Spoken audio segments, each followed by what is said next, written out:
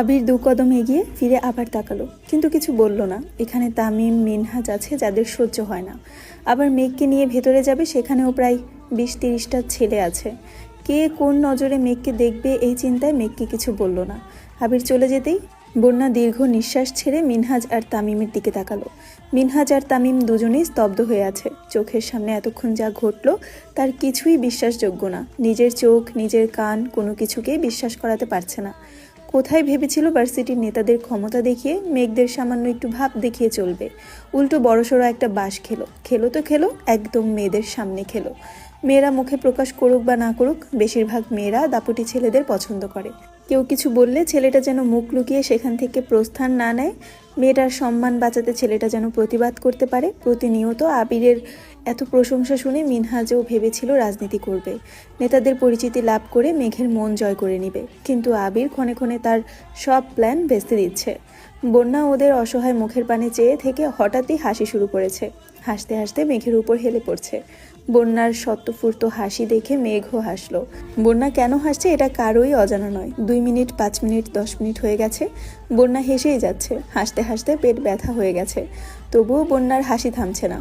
মিনহাজ সহ্য করতে না পেরে রাগান্বিত কণ্ঠে বলল, হইছে বোন, থাম, এর বেশি হাসলে মইরা যাইবি। বন্যা হাসতে হাসতে বলল, তোর শ্রদ্ধেয় রাজনৈতিক বড় ভাইদের আমার সালাম দিস। সালামের পরে বলিস তুই যে আবির ভাইকে মারার হুমকি দিয়েছিস। আবির ভাইয়ের প্রতি তাদের যে ভালোবাসা দেখলাম, আশা করি তারাই তোকে যোগ্য সম্মানই দিয়ে দিবে। মিনহাজ রাগে ফুঁসতে ফুঁসতে বলল, আমি হুমকি দিলাম কখন? তোর ভাই ব্রাদার্সের পাওয়ার দেখাবি বলেছিলি, মনে নেই? এত মন ভোলা তুই? আচ্ছা বাদ দে, এখন বাদ দিচ্ছি, কিন্তু ভবিষ্যতে এসব আকাশচুম্বী কথাবার্তা বললে তোর শ্রদ্ধেয় ভাইদের বলে দিব। আচ্ছা ঠিক আছে। মেঘ এতক্ষণ যাবতই নিশ্চুপ দাঁড়িয়েছে। ইদানিং নিজের সাহস দেখে মাঝে মাঝেই নিজে অবাক হয়ে যায়। আবির ভাইয়ের মুখের উপর জেদ দেখালো। যদি আবির ভাই ভার্সিটির সামনে থাপ্পড় মারত তবে কি হতো? ভাবতেই ভয়ে কেঁপে উঠেছে। সবার সামনে থাপ্পড় খেলে মুখ দেখানোর অবস্থা থাকতো না। আবির কিছুক্ষণের মধ্যে বেরিয়ে এসেছে। মেঘ বাসায় চলে গেলে হয়তো বেশিক্ষণ আড্ডা দিত, কিন্তু মেঘকে বাহিরে রেখে গেছে, তাই মাথায় চিন্তা কাজ করছে। এজন্য তাড়াতাড়ি চলে এসেছে। মেঘকে ডাকতেই মেঘ এগিয়ে এগিয়ে বলল, আঙ্কেল কি চলে গেছে? হ্যাঁ, তুই না বললি বাইকে যাবি, তাই তো আঙ্কেলকে চলে যেতে বলেছি। কেন? আপনার তো অফিস আছে, আমায় নিয়ে গেলে সময় নষ্ট হবে, তাই বলেছিলাম আমি গাড়িতে চলে যেতাম। এটা আগে মনে ছিল না? তোর ভাইয়ের মতো রাগ উঠলে তোরও মাথা ঠিক থাকে না, তখন কিছু বুঝার অবস্থাতেও থাকিস না। ব্যাপার না, চল আমি রিক্সা দিয়ে বাসায় চলে যাই। মেজাজ খারাপ করিস না, চল বলছি। মেঘ ভয়ে ভয়ে এগিয়ে যাচ্ছে। ফুপ্পির বাসায় নিয়ে যাবে না আগেই বলেছে, এখন আবার ফুপ্পির কথা বললে নিশ্চিত মাইর খাবে। আবির একটা রিক্সা ঠিক করে বন্যাকে যাওয়ার জন্য ইশারা করলো। তারপর মেঘকে নিয়ে চলে গেছে। বাইক চলছে, কিন্তু মেঘ স্ট্যাচুর মতো বসে আছে, কোনো কথা বলছে না। আবির স্ট্রিট ফুড দেখে কয়েকবার জিজ্ঞাসা করেছে খাবে কিনা, মেঘ শুধু না করেই যাচ্ছে। অবশেষে একটা ফুচকার দোকান দেখে বাইক থামলো। আবির শীতল কণ্ঠে বলল, মাথাটা বোধহয় এখনো ঠান্ডা হয়নি, ফুচকা খেলে নিশ্চয়ই মাথা ঠান্ডা হবে। মেঘ মাথা নিচু করে বলল, আমি ফুচকা খাবো না। আমি মনে হয় ভুল শুনলাম? মেঘ ঠান্ডা অথচ শক্ত কণ্ঠে বলল, আপনি ঠিকই শুনেছেন, আমি খাবো না ফুচকা। আবির হেসে বলল, তাকা আমার দিকে। মেঘ ধীর গতিতে চোখ তুলল, তাকালো আবিরের চোখের দিকে। আবিরের তীক্ষ্ণ দৃষ্টিতে চেয়ে মোলায়েম কণ্ঠে শুধালো, ম্যাম আপনি সত্যি সত্যি ফুচকা খাবেন না? আবিরের হাব ভাব দেখে মেঘ না চাইতেই হেসে ফেলল।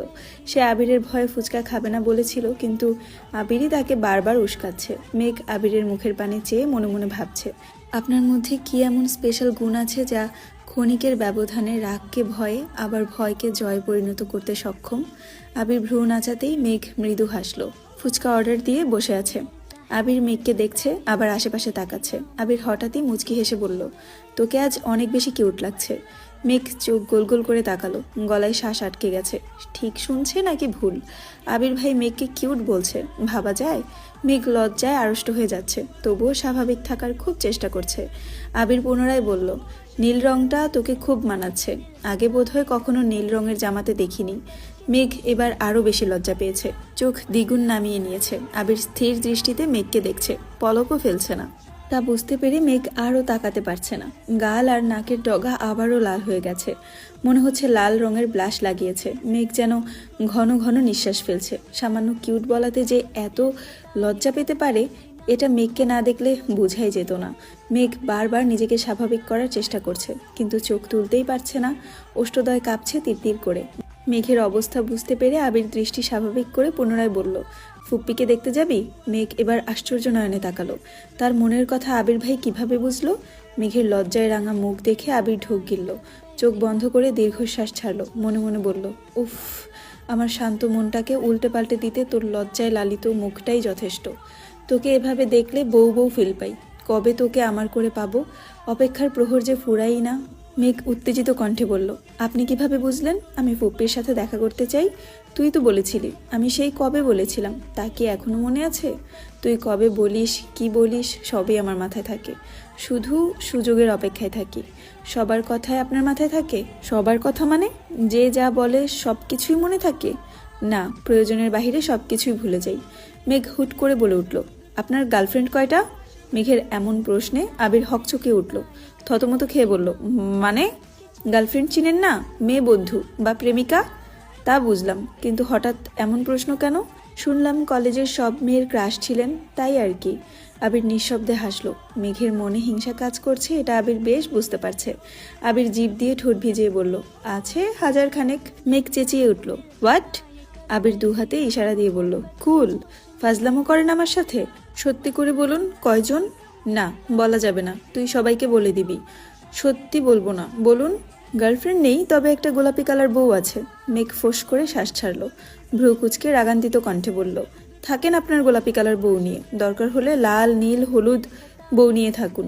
মেঘ উঠতে নিলে আবির মেঘের হাত চেপে ধরে বসালো, তপ্ত স্বরে বলল, আমার লাল নীল রঙের প্রয়োজন নেই, গোলাপিটাই যথেষ্ট। ফাইজলামি বন্ধ করুন, মেজাজ খারাপ হচ্ছে। কি আমার মেজাজ গো? তাও আবার একটু পরপর খারাপ হয়। আচ্ছা ঠিক আছে, বন্ধ করলাম। তুইও আমায় এমন প্রশ্ন করবি না। করলাম না এমন প্রশ্ন। ফুচকা খেয়ে শেষ করে আবিরের সঙ্গে ফুপ্পির বাসায় এসেছে। ফুপ্পি মেঘকে দেখে ভীষণ খুশি হয়েছে, সেই সঙ্গে বাসার সকলেই খুশি হয়েছে। আবির মেঘকে দূরে সরিয়ে রাখে বলে আবিরকে সবাই সবসময় বকা দেয়। ফুপ্পি তো বকেন, উল্টাপাল্টা কথা বললে মাঝে মাঝে গাঁটটাও দেন। মেঘ ফুপ্পিকে জড়িয়ে ধরে কান্না শুরু করে দিয়েছে। মেঘের কান্না দেখে ফুপ্পিও কাঁদছেন। মেয়ে মানুষের মায়া একটু বেশিই থাকে। ফুপ্পির কথা মেঘ যেদিন শুনেছে তারপর থেকে প্রতি রাতেই ফুপ্পির কথা মনে করে মন খারাপ করে, কখনো কখনো কান্নাও করে। মাঝে মাঝে ভাবে, আব্বু, বড় আব্বু রাতে কিভাবে ঘুমান, ওনাদের কি বোনের কথা মনে হয় না? মেয়েদের কান্না দেখে আবির ভারী কণ্ঠে বলল, তোমাদের চোখের পানিতেই 2 দিন পর পর রাস্তাঘাটে পানি জমে যায়। এভাবে কান্নাকাটি করো বলেই মেঘকে নিয়ে আসি না। আজকেও যদি কাঁদো তাহলে আর কখনোই নিয়ে আসবো না। দুজনের কান্নাই কমে এসেছে। আইরিন মজার ছলে বলল, ওদের কান্নায় যদি রাস্তায় পানি ওঠে, তোমার কান্নার কারণে নিশ্চয়ই বাংলাদেশ বন্যা হয়।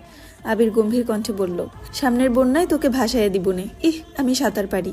তাহলে তো আরো ভালো, সাঁতার কেটে শ্বশুর বাড়িতে যাবি, আবার বাপের বাড়িতে আসবি। কিসের শ্বশুর বাড়ি? কার শ্বশুর বাড়ি? আবির ফুপ্পিকে উদ্দেশ্য করে বলল, ফুপ্পি, তোমার মেয়ের জন্য ছেলে দেখা শুরু করেছি। এই বর্ষার আগেই বিয়ে দিয়ে দিব। আইরিন আর্তনাদ করে ওঠে, না, কিসের বিয়ে? নিজের বিয়ের খবর নেই, আমার বিয়ের পিছনে লাগছো। তুমি আগে বিয়ে করো।